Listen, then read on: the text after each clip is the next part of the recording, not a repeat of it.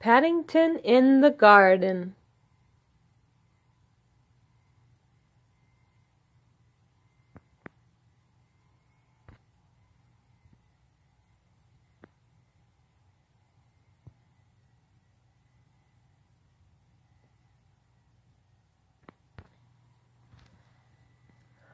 One morning, Paddington went out into the garden and began making a list of all the nice things he could think of about being a bear and living with the Browns.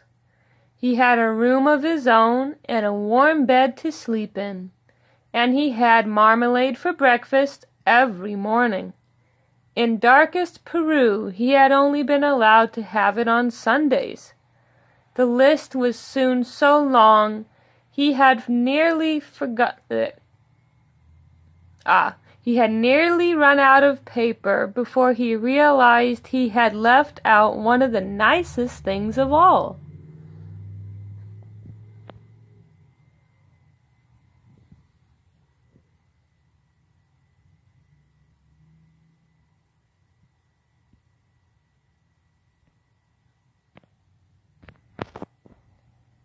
The garden itself.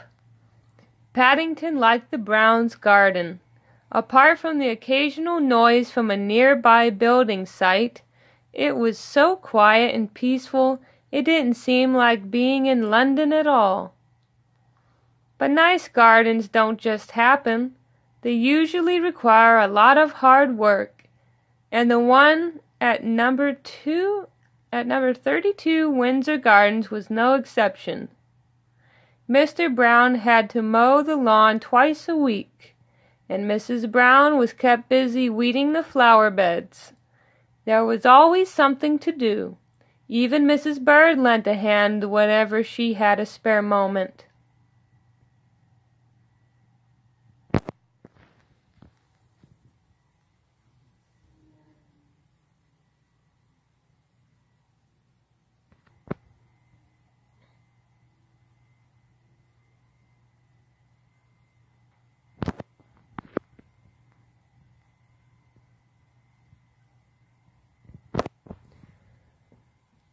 It was Mrs. Bird who first suggested giving Jonathan, Judy, and Paddington each a piece of the garden. "It will keep certain bears out of mischief," she said meaningly. "And it will be fun for Jonathan and Judy as well."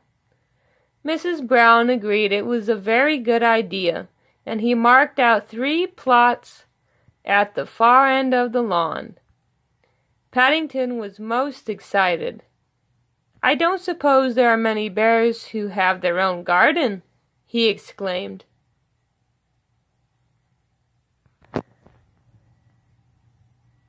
Early the next morning, all 3 set to work. Judy decided to make a flower bed, and Jonathan had his eye on some old paving stones. Paddington didn't know what to do. In the past, he had often found that gardening was much harder than it looked, especially when you only had paws. In the end, armed with a jar of Mrs. Bird's homemade marmalade, he borrowed Mr. Brown's wheelbarrow and set off to look for ideas.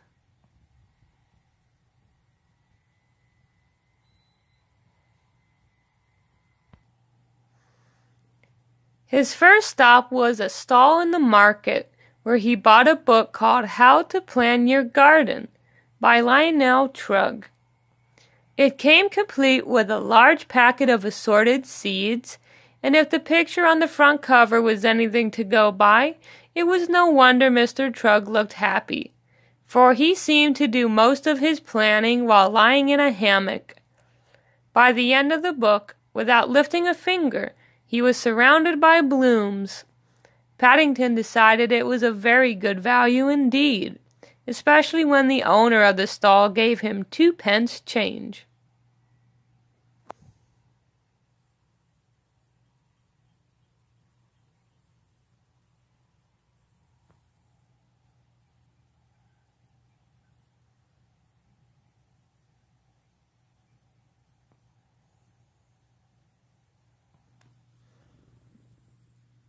Mr. Trug's book was full of useful hints and tips.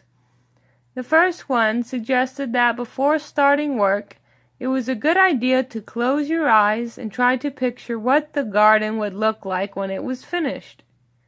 Having walked into a lamp post by mistake, Paddington decided to read another page or two, and there he found a much better idea.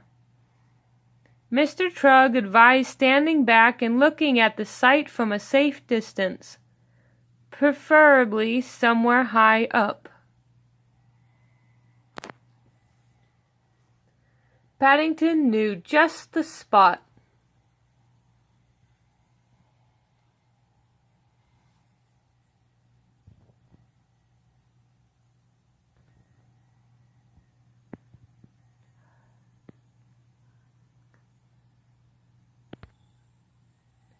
By the time Paddington reached the building site near the Browns' house, it was the middle of the morning, and the men were all on their tea break. Placing his jar of marmalade on a wooden platform for safekeeping, he sat on a pile of bricks for a rest while he considered the matter. There was no one about, and there was a ladder nearby.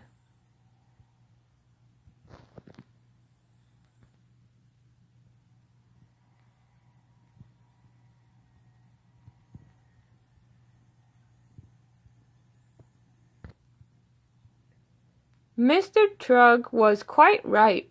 The Browns' garden did look very different from high up.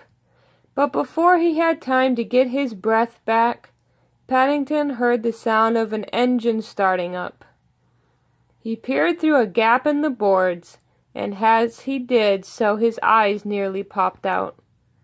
On the ground just below him, a man was emptying a load of concrete on the very spot where he had left his jar of marmalade.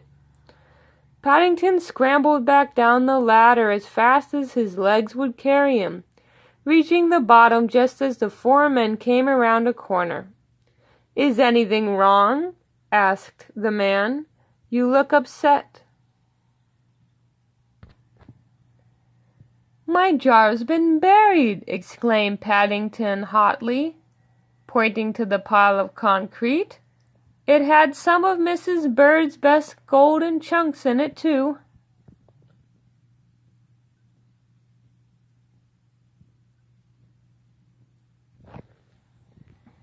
"I won't ask how your jar got there," said the foreman, turning to Paddington as his men set to work clearing the concrete into small piles, "or what you were doing up the ladder." "I'm glad of that," said Paddington, politely raising his hat.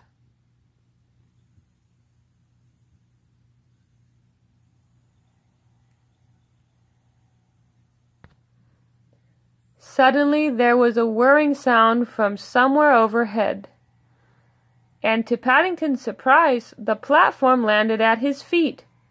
"My marmalade!" he exclaimed thankfully.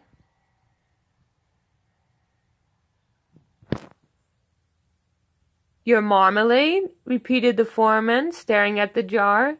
"Did you say marmalade?" "That's right," said Paddington. "I put it there ready for my 11s. It must have been taken up by mistake. Now the top's come off."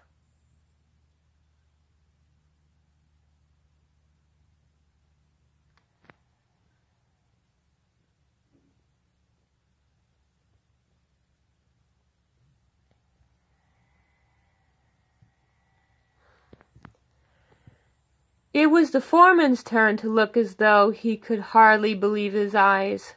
"That special quick-drying cement," he wailed, "is probably rock hard already, ruined by a bear's marmalade. No one will give me 2 pence for it now." "I will," said Paddington eagerly. "I've had an idea."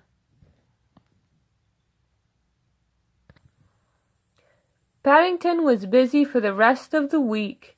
When the builders saw the rock garden he had made, they were most impressed, and the foreman even gave him some plants to finish it off until his seeds started to grow. "It's National Garden Day on Saturday," he said. "There are some very famous people judging it. I'll spread the word around. You never know your luck."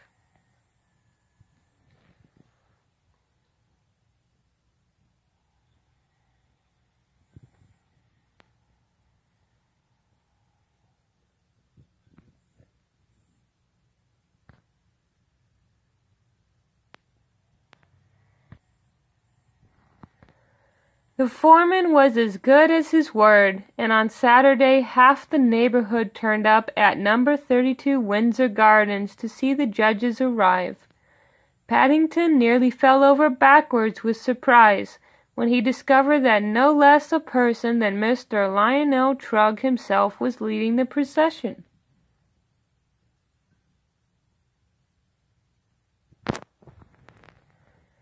"It's very good of you to get out of your hammock, Mr. Trugg," he exclaimed. Not at all," said Lionel Trugg. "My pleasure. I must say, I love your orange stones. Where did you find them?" "I didn't," said Paddington.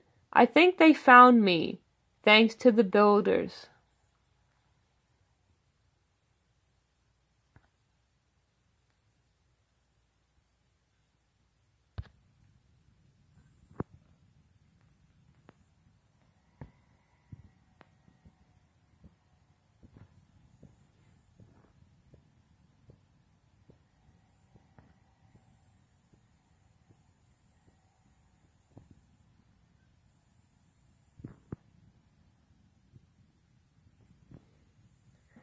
"Congratulations," said Mr. Trugg, as he handed Paddington a gold star. "It's good to see a young bear taking up gardening. I hope you will be the first of many." "Who would have believed it?" said Mr. Brown at the last of the crowd departed. As the last of the crowd departed. "You must write and tell Aunt Lucy all about it," said Mrs. Bird. "They'll be very excited in the home for retired bears when they hear the news." Paddington thought that was a good idea, but he had something to do first. He wanted to add one more important item to his list of all the nice things there were about being a bear and living with the Browns: having my own rock garden.